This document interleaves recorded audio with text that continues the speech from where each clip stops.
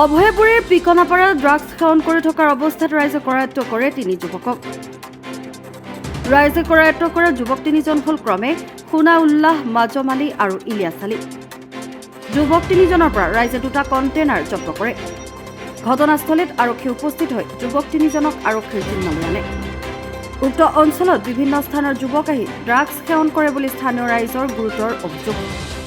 আমাৰ এটা ঘটনা ঘটি গৈছে, মানে আমাৰ এই অঞ্চলত কিছুগিলা বাহিৰা ল'ৰা আহি ইয়াতে ড্ৰাগছ লয়, ড্ৰাগছ সেৱন কৰে।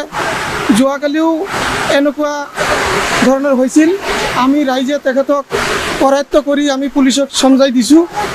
তাৰ পৰিপ্ৰেক্ষিতত আজিও আনুমানিক 11টা বজাত এনেকুৱা ঘটনা ঘটিছে। আমাৰ এই ডুমুৰীয়া পিকনাপাৰা যোনটো মানে 2য় নম্বৰ যোনটো দলং আছে, এই দলঙৰ তলত বহি তেখেতে ড্ৰাগছ লয়, কিছুমানে গাঁজা খায়, এনেকুৱা উৎপীড়ন আৰম্ভ হৈছে।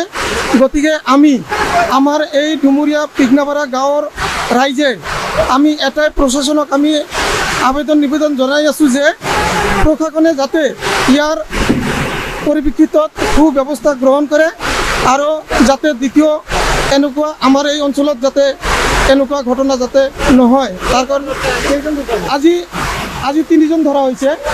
3জনে মানে ড্ৰাগছ লৈছে আৰু আমি কণ্টেইনাৰ যিবিলাক মানে থাকে সেইবিলাকো আমি পাইছোঁ, 2টা পাইছোঁ।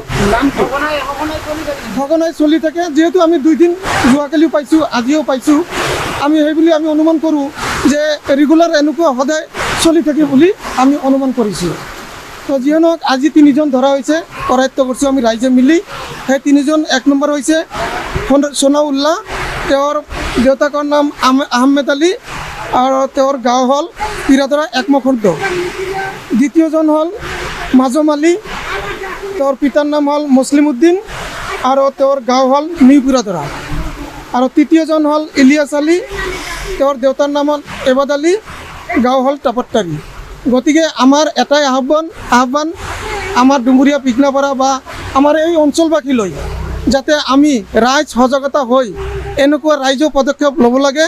আমি যেনেকুৱা আজি পদক্ষেপ লৈছোঁ, এনেকুৱা যাতে আমাৰ এই অঞ্চলৰ সকলো ৰাইজে যাতে পদক্ষেপ গ্ৰহণ কৰে।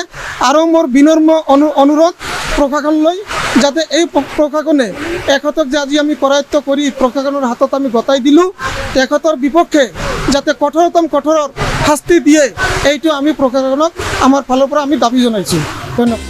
অভয়পুৰীৰ পৰা গৰ্গজ্যোতি দাসৰ ৰিপৰ্ট, ৰিপাব্লিক এনি।